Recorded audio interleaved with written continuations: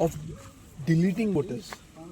It has become an instrument of deleting voters when it should have actually become an instrument of empowering the voter.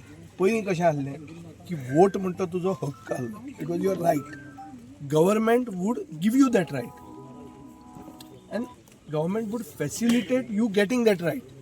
Now it has become ulta. Now the government is saying that election commission is the main body. And you have to prove that you have the right. आता I spoke to the CM on one ground. तूं म्हजें घर म्हणटा. म्हजें घर म्हणटना कितें सांगता तो की गोंयचे बारीक लोक तांचें घर आसपाक जाय.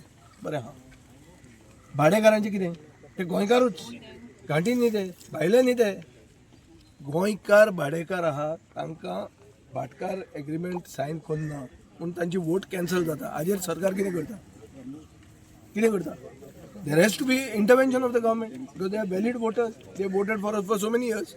Other than the vote cancel jata. He also agrees that this is a valid point.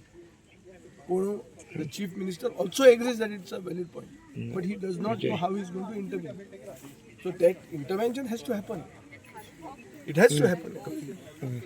And SIR चालू असताना how you are holding जिल्हा election? So जिल्हा election तुका value ना असो. So कितें वावर काढून सोपोवपाचो.